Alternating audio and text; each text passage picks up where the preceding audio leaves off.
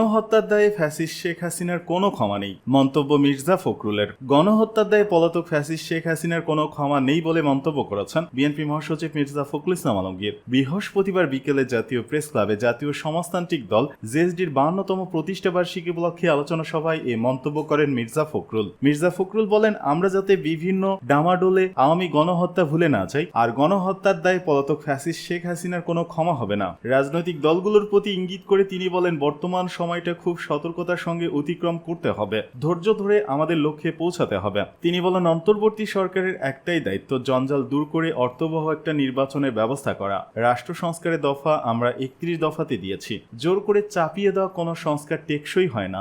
জনগণের যদি কোনো সমর্থন না থাকে তবে সে সংস্কার কোনোভাবেই সাস্টেনেবল হয় না।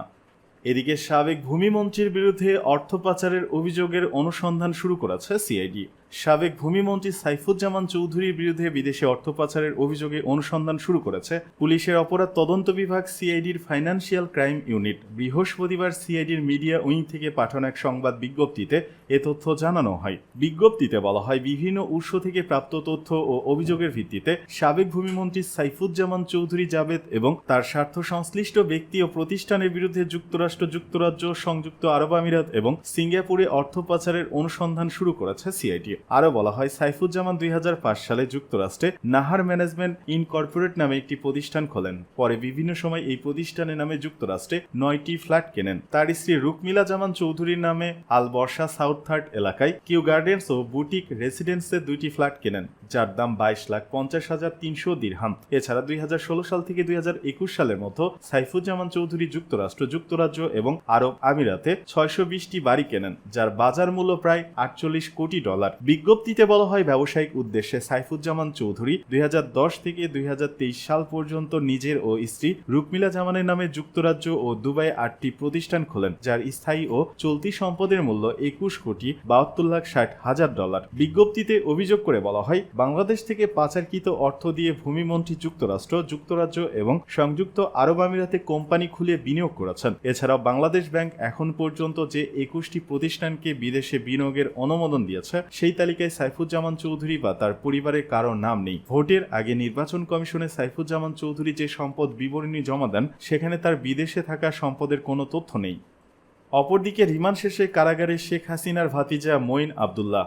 যুবদল নেতা শামীম হত্যা মামলায় 5 দিনের রিমান্ড শেষে সাবেক প্রধানমন্ত্রী শেখ হাসিনার ফুফাতো ভাই, সাবেক সংসদ সদস্য আবুল হাসনাত আবদুল্লাহর ছেলে সেনিয়াবাদ মঈনউদ্দিন আবদুল্লাহকে কারাগারে পাঠানোর আদেশ দিয়েছেন আদালত। বৃহস্পতিবার ঢাকার অতিরিক্ত মেট্রোপলিটন ম্যাজিস্ট্রেট মোহাম্মদ জিয়াদুর রহমান শুনানি শেষে এই আদেশ দেন। মামলার তদন্তকারী কর্মকর্তা পল্টন মডেল থানার উপপরিদর্শক এসআই তন্ময় কুমার বিশ্বাস রিমান্ড শেষে আসামিকে আদালতে হাজির করে কারাগারে আটক রাখার আবেদন করেন। আসামি পক্ষের আইনজীবীরা জামিন চেয়ে শুনানি করেন। রাষ্ট্রপক্ষের আইনজীবী এর বিরোধিতা করেন। উভয় পক্ষের শুনানি শেষে জামিনের আবেদন নামঞ্জুর করে কারাগারে পাঠানোর আদেশ দেন আদালত। কারাগারে আটক রাখার আবেদনে বলা হয়, আসামিকে ডিবি হেফাজতে রেখে বারবার ব্যাপকভাবে জিজ্ঞাসাবাদ করি। জিজ্ঞাসাবাদে আসামি মামলার ঘটনা সংক্রান্ত গুরুত্বপূর্ণ তথ্য প্রদান করেছেন, যা মামলার তদন্তে ব্যাপক সহায়ক হবে। ভবিষ্যৎ তদন্তের স্বার্থে সব তথ্য গোপন করা হলো। এমত অবস্থায় মামলা সুষ্ঠু তদন্তের স্বার্থে তদন্ত সমাপ্ত না হওয়া পর্যন্ত আসামিকে জেল হাজতে আটক রাখা একান্ত প্রয়োজন। আসামি জামিন পেলে মামলা তদন্ত কাজে ব্যাঘাত ঘটবে। গত 26 অক্টোবর দিবাগত রাত 3:30টার দিকে মঈনউদ্দিন আবদুল্লাহকে রাজধানী গুলশান 2 থেকে গ্রেপ্তার করা হয়। ওই দিন বিকেলে তাকে 5 দিন হেফাজতে নিয়ে পুলিশকে জিজ্ঞাসাবাদের অনুমতি দেন আদালত। মামলার অভিযোগে বলা হয়, 2023 সালের 28 অক্টোবর বিএনপির কেন্দ্রীয় কর্মসূচি অনুযায়ী মহাসমাবেশ ডাকে। এই মহাসমাবেশকে পণ্ড করার জন্য একই দিনে আওয়ামী লীগ পাল্টা সমাবেশ ডাকে। বিএনপি নেতাকর্মীদের হত্যা ও গুম করার উদ্দেশ্যে পুলিশের সহায়তায় বিএনপির ঢাকা মহাসমাবেশে হামলা চালানো হয়। এতে বিএনপির অনেক নেতাকর্মী আহত হন। এই ঘটনায় যুবদল নেতা শামীম মারা যান। ওই ঘটনায় গত 24 সেপ্টেম্বর রাজধানী পল্টন থানায় একটি মামলা দায়ের করা হয়।